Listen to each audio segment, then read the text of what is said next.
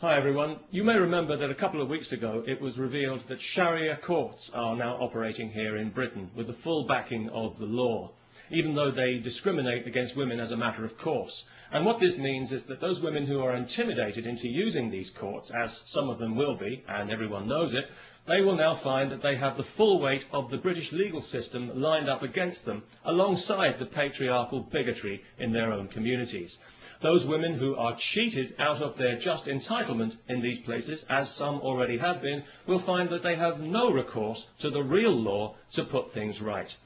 In other words, we are now accommodating Saudi Arabian legal principles here in Britain, just as we accommodate their corrupt business practices and their threats against our national security when we try to investigate them. If you live in Britain and if you think these courts are a bad idea, please sign the petition to which I have linked, asking that they be abolished and that this poison be removed from our society and that we revert to the rule of civilised law with equal rights for all, if that's not too much trouble. You know, over the last 11 years of this Labour government that we've had in Britain, the British people have seen their society subjected to social engineering on a massive scale by a misguided and arrogant liberal elite who, in their eagerness to fragment the fabric of our society, have actually succeeded in giving civilised values a bad name.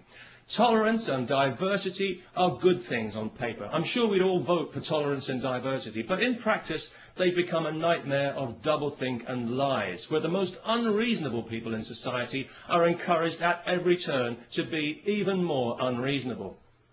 A case in point, just this week, some idiot from Saudi Arabia is being allowed to sue a supermarket because he was required to handle alcohol as part of his job, despite being told this when he took the job, and despite the fact that thousands of Muslims in Britain handle alcohol every day when they sell it in their corner shops to people like me. I do find it quite ironic that Islam forbids intoxication when you consider how many Muslims are seemingly so intoxicated by their religion, especially in Saudi Arabia. So it was no surprise to me to hear that this idiot was from Saudi Arabia, because I think we all know that that entire country is mentally ill. The Saudis would have us believe that theirs is the purest form of Islam. Well, I don't know about that, but it's certainly the nuttiest form. It's barking mad, if you'll pardon the canine metaphor, and it's pig ignorant, even if you won't. It's got to be just about the nastiest belief system on this faith-obsessed planet, and it's a cowardly one as well, enforced by cowardly men who are afraid of women and whose only language is ultimately violence. They're absolutely pathetic, and history is already laughing at them.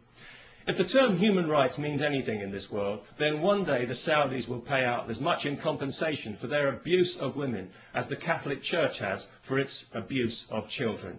And I'll certainly drink to that. Because I was out earlier today, coincidentally, buying some beer, not because I enjoy beer particularly, but because I know it offends Islam. Although it didn't seem to bother the Muslim shopkeeper I bought it from, maybe he was just being polite. Anyway, as I was leaving the shop with my beer, two women happened to walk past wearing burqas. Nothing too unusual about that, not anymore, not in London anyway, and nobody really paid it much attention, apart from one small child who I overheard describing them to her mother as letterbox ladies, which I thought was actually quite inventive and rather charming. But of course it was also deeply offensive, so we had the child put to death. No, not really. But it was lucky that neither of the women actually heard the offensive and insulting remark, because obviously each of them had her head encased in a cloth sack. So that was good, because it meant that the police didn't have to be called, no human rights people needed to get involved, and nobody required any financial compensation for hurt feelings, which I thought made a very pleasant change indeed. And of course, as a result, we didn't have to listen to any propaganda sound bites from some Islamist Saudi shill at the Muslim Council of Britain. So all in all, it worked out for the best. And it just goes to show that these things don't always have to end in tears. Peace, especially to everyone who remembers to sign the petition.